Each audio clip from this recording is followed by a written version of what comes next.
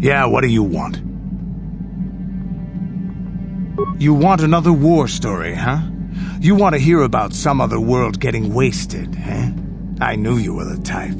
Your stagnant republic has never seen some of the strange creatures and races we fought on the Outer Rim in those years. And you never will now. If a world isn't strong enough to defend itself, it's basically forfeit. But this story is about something a little different. We were going through the asteroid fields of the Crispin system at the very edge of the galaxy, playing with the pirates and smugglers we found there. The main belt in the Crispin system consists of mainly small rocks covered in frozen methane gas shells, and the pirates were using them for cover. Ha! I remember using a thermal generator to cause the outer layer of one of the asteroids to vaporize in a picosecond.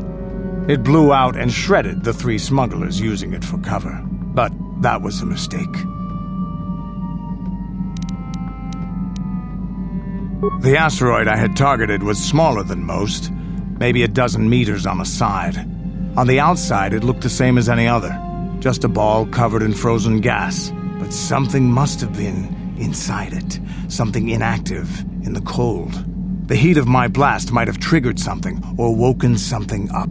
After I'd hit it, spots of light and heat appeared all over the thin shell, still covering it, evaporating the gases. What lay underneath looked like some sort of rocky growth. A deformed rock, pitted by scores of micrometeorite scars. I think something even older might have been inside that.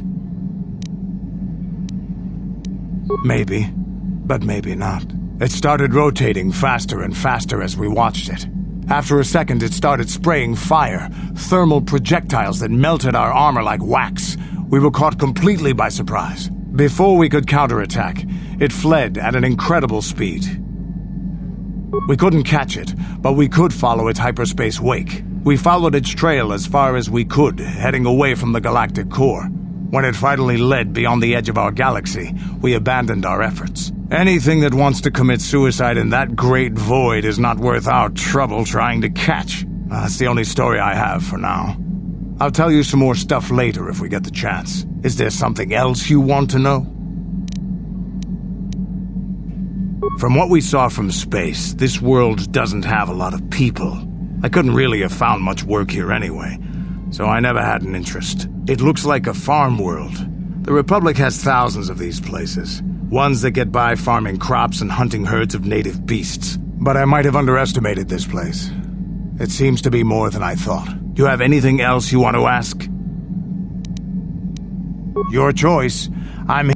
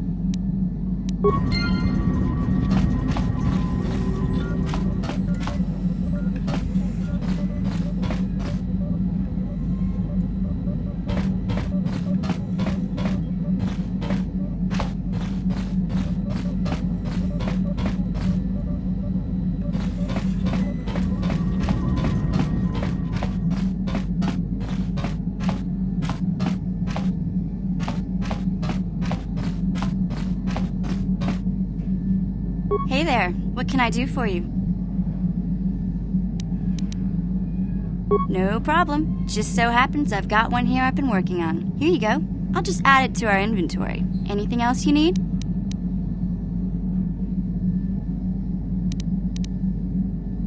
I've been thinking about Lena and what she said about Griff. You know, how he was always blaming other people for his problems? There might be something to what she said.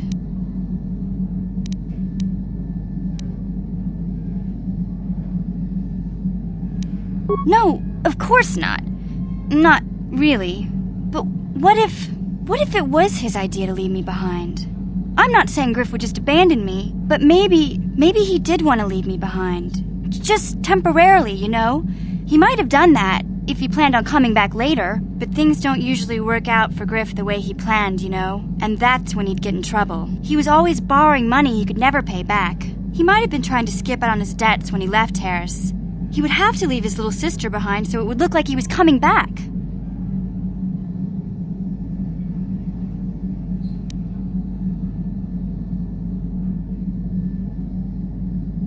Yeah, well, no, not exactly.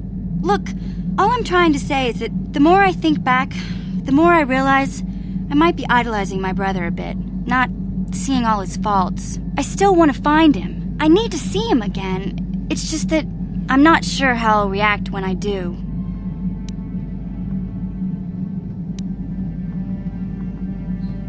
Maybe. We'll see. I don't want to judge him yet. Maybe Lena was lying. Or maybe she wasn't. All I know is I'd like to speak to Griff myself. If we have time, I'd like to go talk to the Zerka Corp rep on Tatooine and see what he has to say about where my brother is now.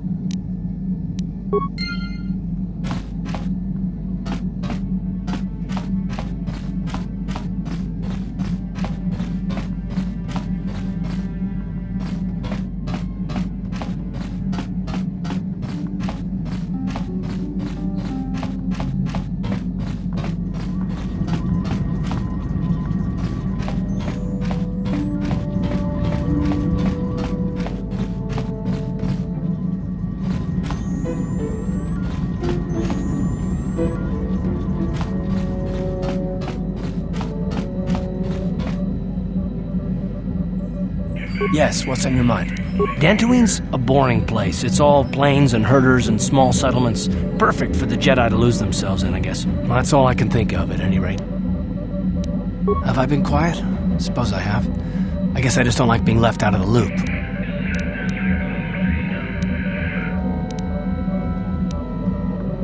No? Well, you certainly aren't helping matters any either. And it's really starting to irritate me. For one thing, I want to know what the Jedi Council said to you. They pulled you in there and refused to tell me a thing about it. I'm rather curious to know what went on, and why they didn't keep you on Dantooine for training. Isn't that strange?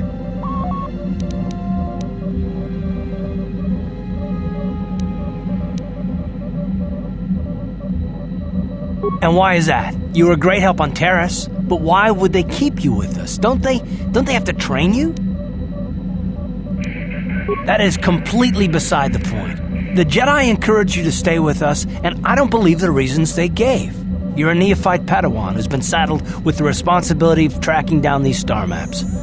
Why? That's not normal. I am not trying to provoke you or to imply that you're somehow responsible for the Jedi Council, but give me a hand here. There has to be a reason.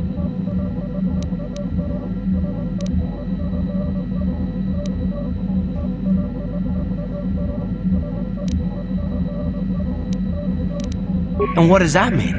Is this more of that destiny garbage that the Jedi keep talking about?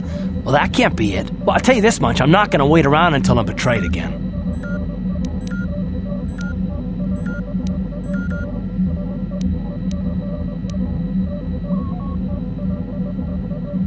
Yeah, we'll just see about that, won't we? Look, I didn't mean it that way. I want to get to Saul, not... No, forget it. It just seems that all I can do is insult you, isn't it? Just forget I said anything. Let's just get on with what we were doing.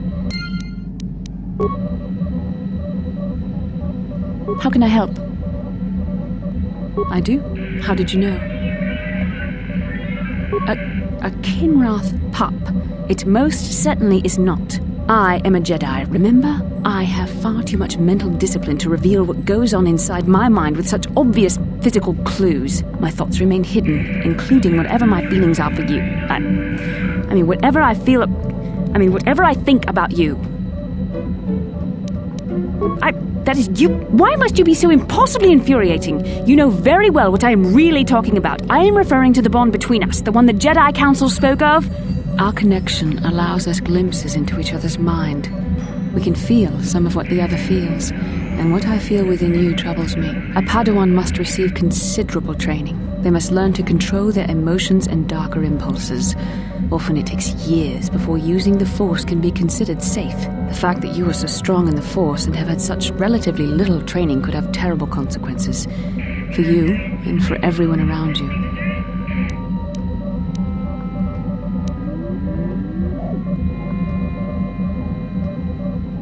This is not a joke. The choices you make could affect both our destinies, not to mention the fate of the Republic and the entire galaxy. There is much at stake. Thankfully, you've exhibited a degree of compassion and self-control up to this point. I sincerely hope you can maintain these traits in the future. We must all resist the influence of the dark side. It's everything we are fighting against. This is doubly important for you, with your natural affinity for the Force.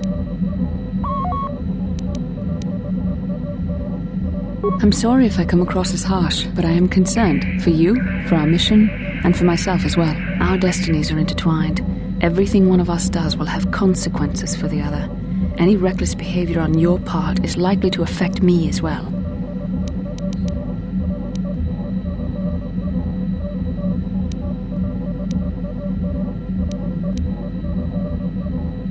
Yes, that is true.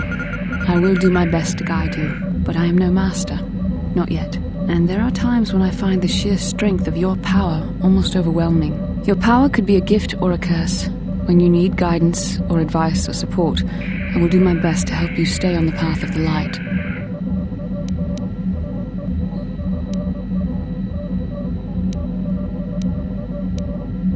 I only hope I have the wisdom to help you through the dark times. But for now, we should return to our mission.